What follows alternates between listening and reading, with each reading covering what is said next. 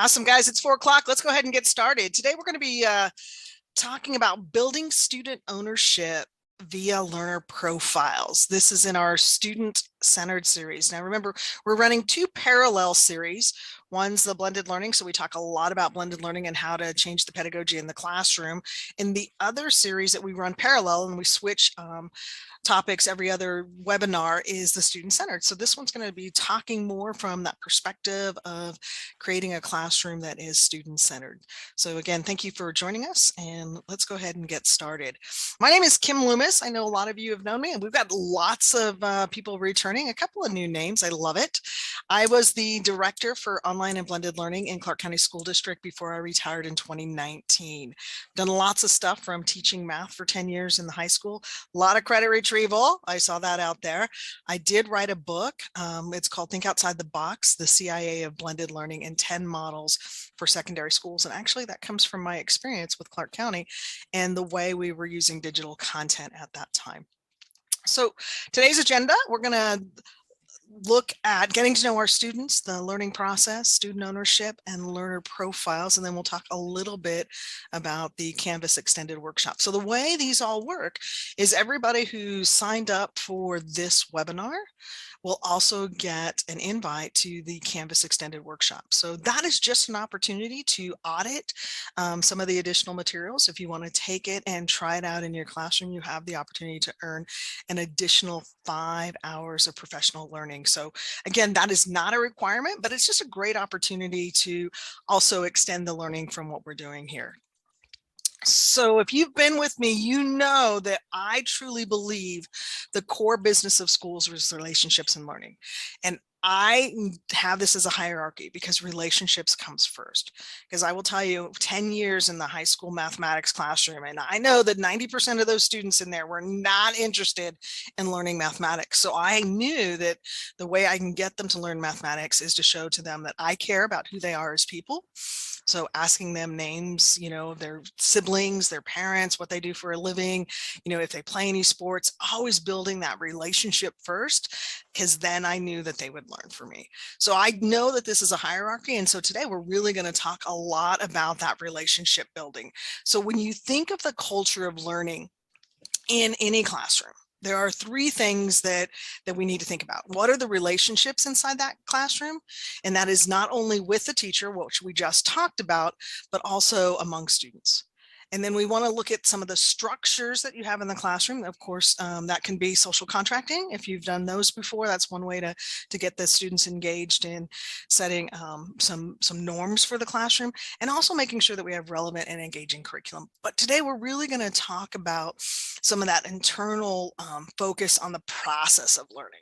So our first step today is to really look at that one there at the bottom, is our intentional focus on the process of learning. So I want you to think about in your classroom, how do you help students understand their role in the process of learning? So when we think about the relationships, going back to that core business, right? When we think about that student-teacher relationship, we start with making sure that our students understand where we're coming from, right? Because we know that if students like us, then they'll work for us, right? You've probably have heard that statement. Students don't want to know how much you know, they want to know how much you care, right? Because if they can see that we care, then that'll help them to want to obtain academic achievements, and they'll want to come to school, which of course will reduce that absenteeism. When we use blended and digital learning content, of course we can help with that absenteeism as well. But our key here is to really, because we're thinking of that student-centered learning environment, we want to help students, develop self-regulation. We want them to set goals and make goals. We want them to be able to self-monitor them. And that will happen if they think that they're not there by themselves. So taking our role as the word, as a teacher, sometimes we use that word teacher. I was in a building the other day and they call themselves lead learners. They call their students learners and they call the teachers lead learners. So that in itself creates a different atmosphere in that classroom. It says that we're all learning and we're all learning together. By using that term, I've been in other buildings where they call themselves facilitators instead of instructors. So oftentimes it's that terminology that kind of helps us with that relationship building. I really love that lead learner because that really does give us that feeling that we're all in this together. So when we think about how we work with students and how our relationship with our students affects their learning, I want us to think about what activities and assignments do you currently use to get to know your students, because that's the first step, right? To be able to have a relationship with our students, one, we have to remember all their names. And I know secondary students, I had classrooms of 40. I usually had 5 or 6 classrooms of 40. So I was upwards to 200 students, and just getting to know their names was oftentimes a hard part. But I'm going to send you guys off into some breakout rooms, and I'm going to let you talk to each other about this. How do you get to know your students? What activities, maybe what assignments you use to go ahead and get to know your students? So welcome back. Welcome back. Thank you so much for taking some time and sharing with your colleagues and your friends there. Getting to know our students helps us build those relationship things. I know, like I said earlier, I would have a math class of 200 kids, right, spread over my 6 periods, and it would be even hard just to remember their names. And one of the things that I thought was important, and I learned it when I was doing Capturing Kids' Hearts, which was standing outside my classroom, and they have this thing called shaking hands. I wasn't big on shaking hands, but high fives. I love doing high fives with my kids as they walk down the halls. And the interesting thing is I would not only end up high-fiving kids as they were coming into my classroom, I'd be high-fiving kids that were coming in the classroom next door, just because, they wanted to have that relationship and they wanted to know other teachers. So it becomes really important to, when we think about that culture of learning, is establishing those relationships with our students, because once we have those relationships, then the learning comes a little bit easier. So when we want students to start taking ownership, like the title of this webinar, it's, having building students ownership via learner profiles. So what does that look like when they take ownership of their learning? Well, I'm going to go right back to that culture of learning. So we just kind of dealt with the blue part up here, the relationship part, about how they develop relationships with us and how we develop relationships with them. Now we're going to go down to that green part, the processes, making sure that we have an intentional focus on the learning process. And we know that as educators, and we do it. We do the structures, right? We put all these great structures in place: station rotation, playlists, blended. We have all kinds of different structures going on that help create those relevant and engaging curriculum. But if we don't help kids understand their role and our role in the learning process, it's a little hard for them to take ownership. So I'm going to throw this out there. I know a lot of you have been with me before.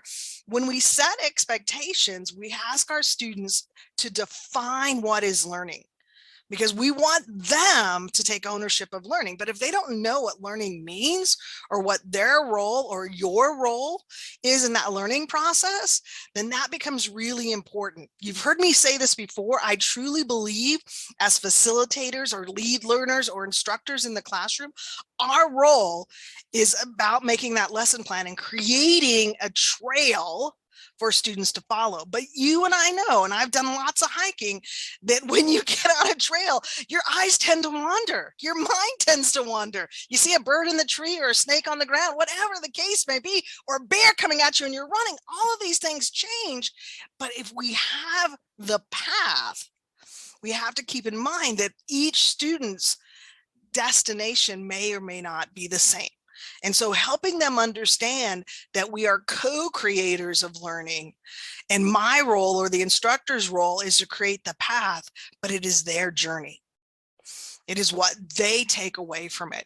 So I'm going to just throw this out here and see if there's anybody who wants to open their mics. Has anybody done this, had their students define learning, or what they thought their role or what the teacher's role was? I had a student say that his role was to be the teacher, that it was to run up there and teach the others what he has learned, so that way he could walk away feeling confident that he had learned it. Love it. I love it. That's great, because that's great for small groups. He doesn't have to do it in front of the large class. He can be the smart person or the teacher, right, in a small group. I love it. Yeah, sometimes, what our students, they think that their role, when you think about you asking them what their role is, oftentimes they'll say 3 things. My role is, 1, to show up, and then to listen, and not create behavior problems. Now, none of those are in the definition of learning. And so what we really need to do is help our students understand what is the definition of learning. And that's active engagement, active participation, right? That's a very active role, but oftentimes when they define their role as a student, they say all these passive things: show up, shut up, and not create problems. So I love it. Thank you so much for sharing. That's a great one. So when we think about this, and if you haven't done it, please do so. One of the things you'll want to help your students understand is the learning challenge. Oftentimes kids show up to school thinking that they have to show how smart they are. What they don't understand is their role in learning, right? School is a learning, right? We talked about the core business of schools, relationships and learning. It's a place where students learn. Well, understanding the learning process, and this comes from James Nottingham's book called The Learning Channel. And he says, look, this is what happens when we're learning. And I don't care if you're learning about soccer or math or whatever you want to learn about, camping, any of it. First, you have to understand is I don't know anything about it. I've got to take a leap of faith to figure out that I don't know enough and I need to get to this pit where I'm confused and I don't know anything. And that's okay to be there. And there's nothing wrong with knowing that there's a pit that we can climb out of. And we can use whatever resources, problem solving. We can go and look at digital content. We can ask peers, right? So we're trying all these different strategies to climb out of that pit so that we can get to the top and know that we have learned, right? That we have learned something new, and learning is through the struggle. So I love this. I was in Alaska, as you guys know, on our last webinar, and they actually had kids recreate this diagram so that they knew exactly what the learning process was. And I could throw it up in one of our on our announcements in the class. It was hanging out on the wall, and I just took a picture of it because it was one of the kids had made their own learning pit so that they can understand that learning process, that they knew when they went and they had to learn about English or social studies or science, that they don't know things, and that's okay to not know things, but we have to take that leap of faith. Well, that leap of faith comes from knowing that I have to take a risk. And to take a risk means I need a safe environment. And that's why the relationships have to come first, right? To be able for them to take that leap of faith, they have to know that it's okay to ask questions. They need to know that it's okay to not know, right? So the student who wants to stand up and teach everything, that's not learning, right? That's telling. So it's really important for them to help understand this. I was just in Atlanta the week after I was in Alaska, and there was a gentleman who was the keynote, and he said that he was very disruptive. He said that when he was in regular classes, he would raise his hand all the time, and he would say, hey, I need to know this, or, disruptive. And the teacher would be like, can you please quit asking questions? And then he would get out of his seat and move around and want to know what his other friends wanted to know. And again, the teacher said, you're being disruptive. But that was his learning style. What they found out was this young man was gifted. And when they took his environment and moved him to a gifted environment like Ruth, Ruth, you have gate, as you know, guess what? We asked them to pose questions. We asked them to go talk to others. So just changing the environment helped this young man learn. It was a really interesting keynote. So go ahead and go into chat. And I have a question for you. Have you shared the learning process? I don't care if it's the learning definitions or the roles of the learning pit with your students, or do you plan to? So it could be yes, no, and I'm definitely going to. Yeah, we definitely want to. Yes, Chrissy, exactly. It goes along with the growth mindset. Yeah, I would agree 100%. Yeah, helping our students understand when you've seen the growth mindsets. I love that, I've seen all the where they color the brains, all the different colors in the growth mindset, but helping them learn also through that, that endeavor of, yes, we're going to be confused. Yes, it's okay. I love it, Amy. Definitely. You guys are rocking. All right. So when we shift from teacher-led to student ownership, what we want to do is we want to change students from just doing work, right? Completing the work and acting accordingly, right? That again, we go back to those defining our roles. So when we ask them, if I was to come in and observe your classroom and I say, well, tell me what you're working on. And they would just say, well, I'm working on my math facts. I'm working on English, because they know what they're doing. But what we want to do is we want to change just the doing, the behavior, to understanding. Now we go back to that keynote speaker that was in the, Atlanta. He talked about being actively engaging, posing questions, wanting to know what his peers were thinking, right? This is when we ask the students not only what are you doing, but they can explain to you why they're doing it. So I'm learning my math facts so that when we have to take the area of a polynomial, I'll be able to do the multiplication or addition or any fact that I need to do to get through it. I'm learning when and how to capitalize and use punctuation so that when I write, it's comprehensive. So though not only do they know what they're doing, but they know why they're doing. When we move to ownership, which is a little bit different, this is when not only are they taking active engagement in their thinking and learning, but now they're taking responsibility for their learning. So not only do they know what and why they're doing it, but they know how they're doing it. They can explain it. They can explain the strategy they're used and why they use that strategy. Think about that little guy that's climbing out of the pit. There's lots of strategies he could have used, but he can explain to you, well, I'm going to go talk to Peter because Peter seems to know how to do this, or I'm going to Google on my laptop here how to do this. So now they can explain to what strategies they're doing it and why they're explaining those strategies. So this becomes important when we shift to student ownership, and that's a different mindset, right? Going back to their roles from being passive consumers and information receivers. And I saw it over in chat, moving from that fixed mindset to that growth mindset and getting away from compliance oriented, right? I'm going to sit here and be quiet, but moving really over to that collaborative, right? Making decisions and creators, and they're active agents. So that's a little bit of a change in a mind shift. And yes, your classroom will probably be louder. And yes, the kids will be more engaged, and our role changes too. So if you've been with me on the blended learning series, we've talked about the thirds. This is where that 2/3, we get to step off the stage and we get to see the pleasure and the passion and the engagement that our journey, our lesson plan has created for these students. So it shifts us too as well when we think through it. So helping students understand that it's not just about compliance and about receiving information, but it's actually taking information and being engaged and creating new information.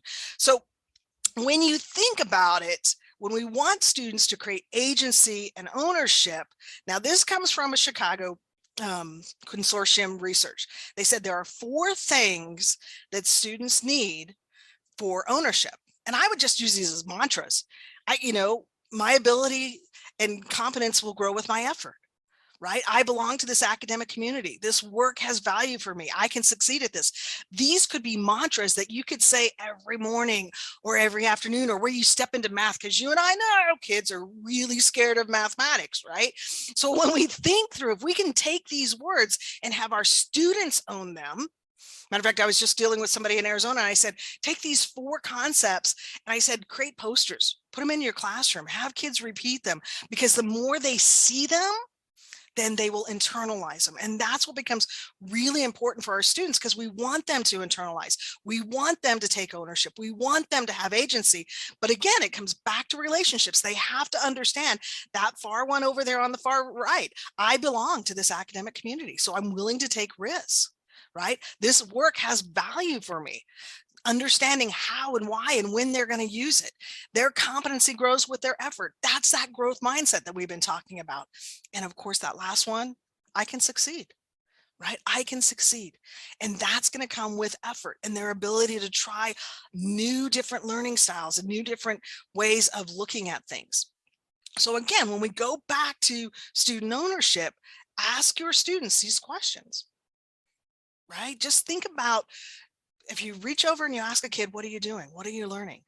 If they're just telling you while I'm filling out this worksheet, then you know that they're still at that first level of doing.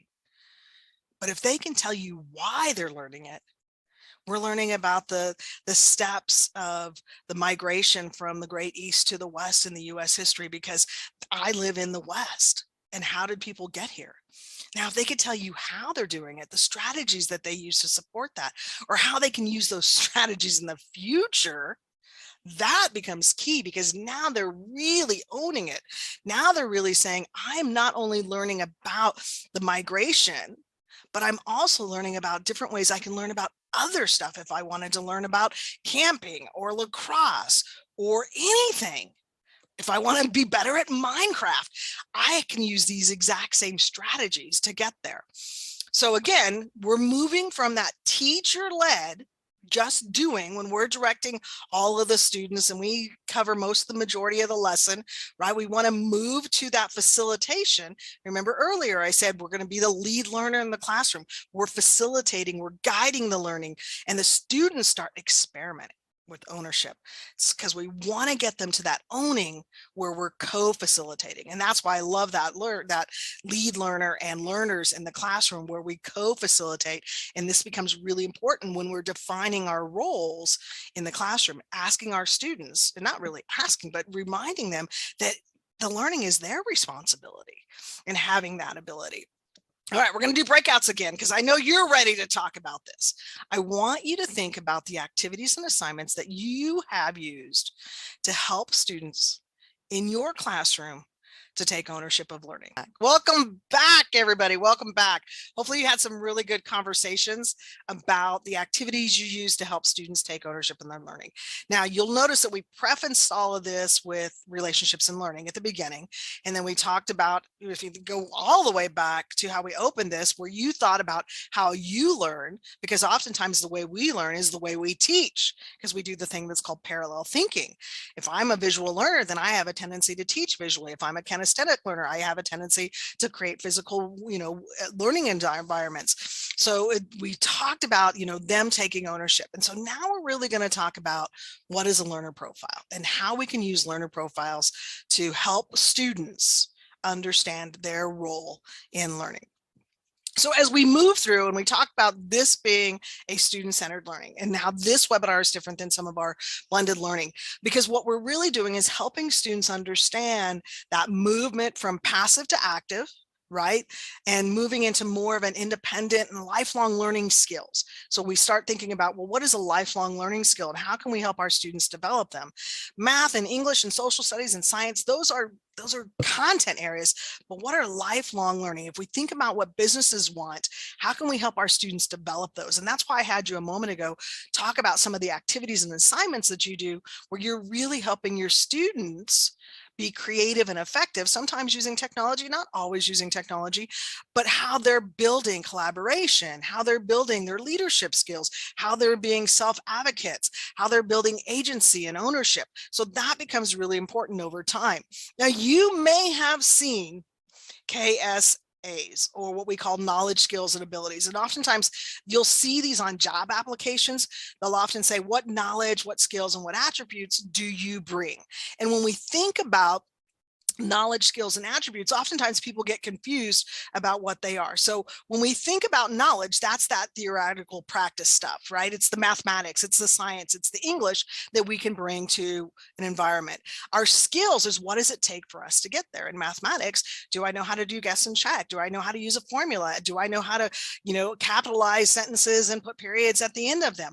Those are the skills or the proficiencies that I've learned through training. But abilities, and that's what we're really talking about today, is those qualities. They're all innate in us. Problem solving is innate. We love as humans to categorize things. We love to solve problems. These are all innate or natural talents that are already in us. But what we need to do is draw them out of our students. So let me give you an example. So we all have, and we all know how to throw a ball. Maybe not good, right? But we all know how to throw a ball. You ask any baby, 2-year-old, 3-year-old, they're throwing stuff all the time. That is an innate talent or something that's natural within the humans that we are able to do. But if I practice and I get education and training, I can have a learned behavior of pitching a ball over the plate. But that doesn't do me any good unless I have the knowledge or the understanding of the rules of baseball. So you can see how the ability, skills, and knowledge really builds on themselves. You'll see KSAs a lot in the environment. And a lot of times we use these to start thinking about what is a graduate of a student, or what do we want from our students? And oftentimes educators, we go straight to the knowledge. We don't think about the skills and the abilities that it takes to get there. But understanding the rules of baseball doesn't mean that I can pitch a ball over the plate, or that I should. Those types of things we need to start thinking about. I like to say the reverse. Let's start with abilities. Let's think about those innate things that we have in our bodies, or that, hold on, there they are. The 16 habits of mind, they're innate. They're already in us. We have the human ability to strive for accuracy, right? We have the ability to look for humor. We know what it means to persist. Sometimes we don't like to persist, but we know it's in us, right? Kids will do it all the time in their video games. These innate habits of mind are already there, but what we need to do as educators is set up environments so that they can rehearse them, that they can fine tune them, or what we can develop skills through our instructional practices. So again, looking at that 1/3, 1/3, 1/3 balance between digital content, teacher, and peer-to-peer interaction, so that they can develop exactly what we want. And we talked about earlier, academic success by going through the learning pit. So think about what abilities do our students need, and are we giving them activities and assignments that help fine tune those abilities or those habits of mind? And then we can think through our journey. Now, oftentimes what we see is we see people take these KSAs and they develop, and you heard me say this earlier, they develop graduates of a profile, or IB, if you know about International Baccalaureate, they create a profile of their learners, and they've used 10 words there that say, these are what we're developing. This is what we're focusing on. Not only English, science, social studies, and, mathematics, but we want to help you develop to be inquirers, thinkers. If you look over there under the Centennial Valley Union, they want ethical leaders. They want effective communicators. That doesn't even say anything about math, science, social studies. But by having this shared language in your classroom, you can help your students succeed in any subject area. If we have this shared language. So I know a lot of you have probably seen the 16 habits of minds and all the different posters and stuff, but as we go through and we ask students to create their learner profile, and this is created by a student focused on their capabilities, characteristics, and aptitudes as a learner, they're going to need some common language. So that might help us to go back to our 16 habits of mind and think about the language that we're using in our classroom. Now, a learner profile, and I know that some of you have probably done stuff like the About Me type little activities or surveys that you've done in your classroom to learn about your students, but a learner profile goes beyond that, because it's really about the capabilities, characteristics, and aptitudes as a learner. Like, you guys were able to identify your best way of learning. So if that was the case, if I know that I'm a visual learner, and I'm an avid note taker, just like Jasmine said earlier, she's an avid note taker. I take notes, and I'll take multiple colored notes, because for me, that's how I visually see it. And then later I may not even refer back to my notes, but I know that I need that. And that's what our learners need to know, is they need to know, how do they help themselves to be successful? So that's where we want to get beyond there. So we want to start thinking about, what strengths do they have? What skills do they have? What aspirations do they have? Likes and dislikes, as well as academic achievement. So this image here is found off the web, I'll be honest with you, is a copy of a learner profile. Now, in our Canvas course, you guys will find lots of different samples of learner profiles, but by using this image, and notice what it does over here, it shows me a little bit about Dennis, that he loves the Seahawks and loves hard rock, right? Got a picture of him, and then he talks about his strengths and attributes. And if we don't give the kids the language, then it's really hard for them to understand their strengths and attributes and their vision and his goals, right? He wants to have a house with a roommate. He wants to keep active. I love that he's thrown in some icons here. And then over on that far side, he talks about what works for him. Like, he wants to be treated like an adult, right? As you can see, these probably looks like this is a special needs kid. He wants to be able to breathe through stuttering. So you can see that he has some needs there. He needs clear instructions. He needs movement breaks, going back to that keynote speaker that we were talking about in Atlanta, right? But what doesn't work for him? He doesn't like being talked over. He doesn't like low expectations or sensory breaks, or even rushing him. So if we had this information, or if students knew this about themselves, imagine how they can take ownership of their own learning. So what I've done is using this image, right? I found it on the web. I've created a template, and this template is inside of our Canvas course. So you'll see that template. And not only what I did is the same columns that we saw on Dennis, but we also see some place where students can track their goals and their grades. So at the beginning of the year, we could ask them, what classes do you have? What is your desired grade? And then every quarter, we could ask them to put in their grades and their number of attendances, and then put in some reflections. Like maybe I got a C in mathematics because I was absent a lot. It was a first period class and I have a tendency to get in on time.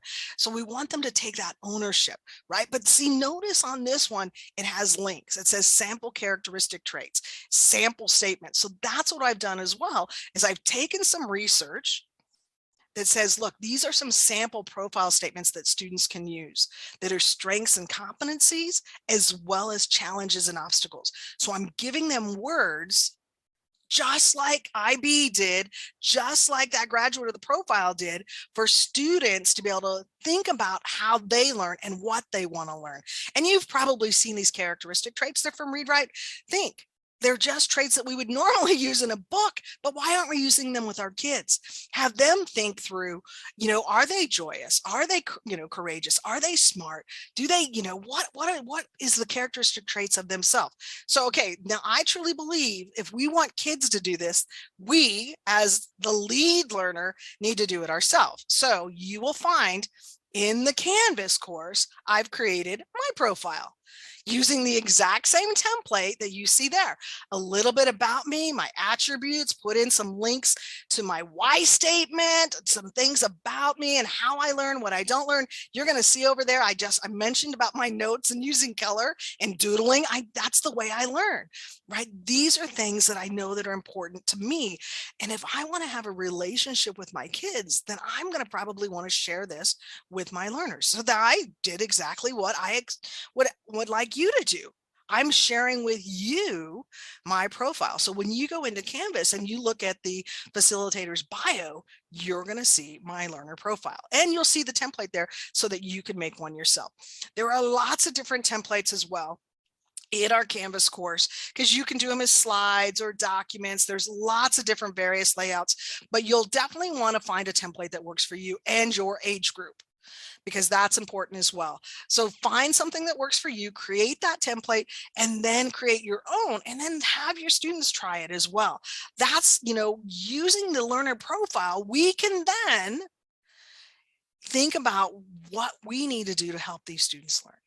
Because again, you heard me say a moment ago, we teach the way we learn. I'm a visual person. I used to use pins with all kinds of different colors on my dry boards, and it would frustrate me if all I had was black and green, because I needed 3 or 4 different colors, because I know that's how I learn. So I expected, that's how my students would learn, right? I was very visual, but what if the student wasn't a visual learner? So what we need to do is, if we have this information about our students, then we can create lessons and accommodations and even grouping students strategically if we had learner profiles. Now, remember, I said that students own these, right? It's their document. It's not something that we collect just once a year. It's something that we want them to reflect on, because you and I know when they come back at Christmas, they're a different beast. They totally are. They've changed drastically. And sometimes their learning and their likes and dislikes have changed as well. Maybe they liked, pepperoni pizza before, but now all of a sudden they're into sausage. Who knows? But what we want to do is we want to use the profiles to be able to differentiate. And that will help us to know when we can use technology, when we need to use small groups, what adaptations we need to make in either a content or assignments or assessment, right? So how can we chunk or vary the learning based on the student's learner profile? Also, when I was in Atlanta, I heard somebody who was from Washington, he said every kid needs an IEP. And I'm like, no, IEPs have negative connotations. What every kid needs is a learner profile, right? So that we can help them understand the ways they learn and how to best climb their way out of that learning pit. So think about if we have kids create learner profiles in a Google form or a Google slide deck, we can share them, which is nice because it's cloud-based. Once it's cloud-based and a kid has 6 different teachers, everybody can have an assignment that says, submit your learner profile so that every teacher can see it. And then we can take all those learner profiles and we can get a pretty good feel for our class. We can look at those and say, like 60% of my class says that they like video, or 60% of my class says that they don't like, and fill it in, right? Whatever the case may be, because you have that opportunity now to kind of think through what works for your class and how you can group those students by using shared learner profiles. Now, you saw on the template, I don't believe that learner profiles are static. They're owned by the student. We need to pull them out every once in a while to remind them to reset goals and to reflect on their learning. So oftentimes have them at quarter or mid-year, have them update and reflect on their growth and record those scores. And it could be on map tests, or it could be in iReady, right? Someplace that they're setting up goals and they're thinking about their learning process. Now, I know it's February, so don't worry if you don't get all the way through that, but I really think through about how you can get started. First, I would say, if you haven't defined learning or roles, start there.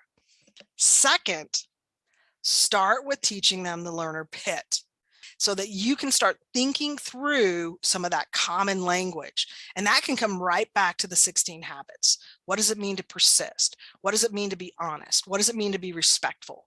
And then using a template, and again, this can be a slide or a document, and determine how you would get feedback. Now, you can just have them submitted in Canvas, or you can do one-on-one conferencing with your students. But the key here is number 4. We want to build student ownership. We want them setting their goals. We want them reflecting on how they learn best, so that when they get into the bottom of that pit, they know how to crawl out of it. They know how to do that. And the best way we can start is by sharing your learner profile with your students. So that's a good place to start, is building your own. So go ahead over into chat. How many of you are interested in building your own learner profile? All right, good. I love it. Yeah, start there, guys.